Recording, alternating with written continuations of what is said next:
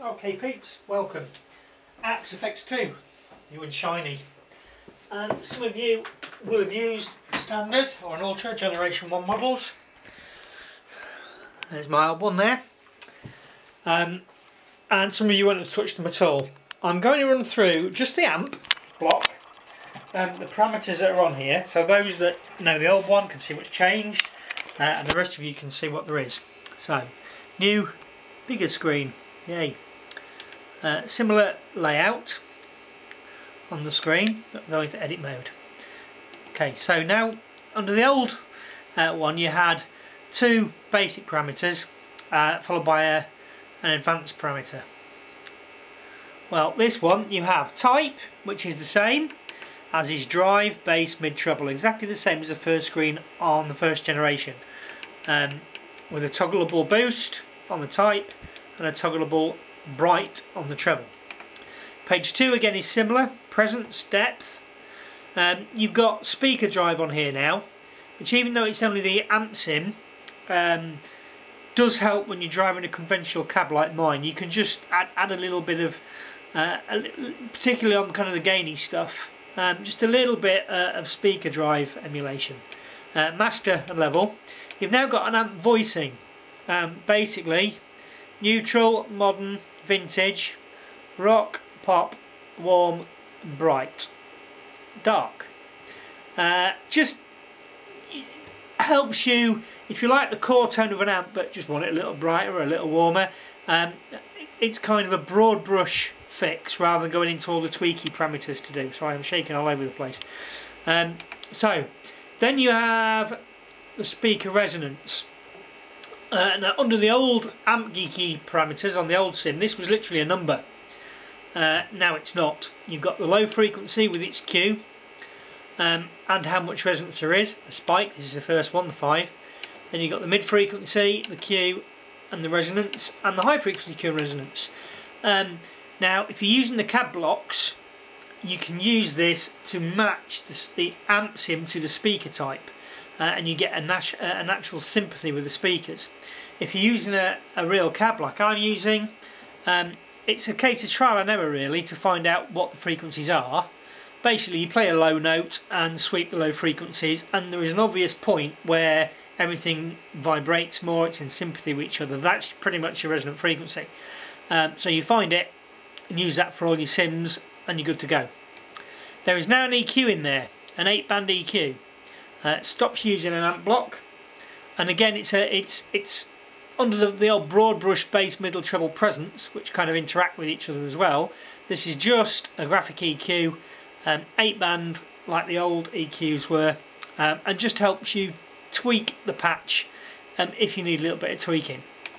And the advanced parameters, similar format before, a list. Some of them are the same. Difference, you've got an input trim. Basically what you can do here is you can with the boost, and I mentioned a toggleable boost at the start, that's a 15 dB boost gain.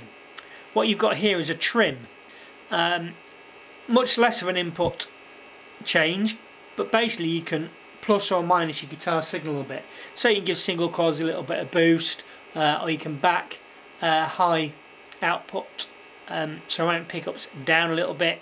And it just helps you control a little bit better how the amp sim reacts. Low cut and high cut as before, bright cap as before. Tone stack, the type, the frequency and the location as before. Presence is the same.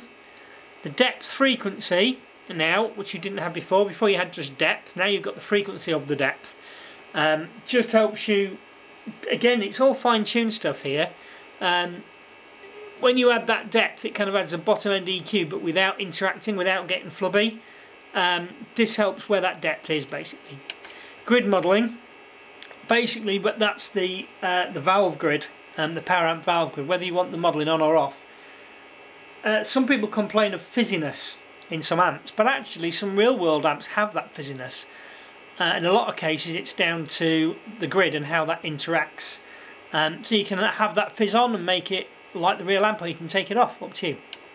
Power tube bias, same as before. 0.35 is basic class AB, 0.7 is class A, 10 is pure class A, You've got a damping factor now.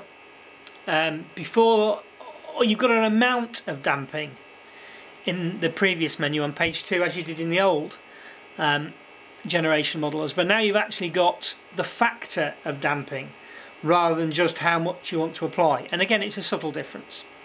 You've got the mains impedance sag. So this is not the sag of the valves, this is the sag of the mains transformer. And the B plus rise time.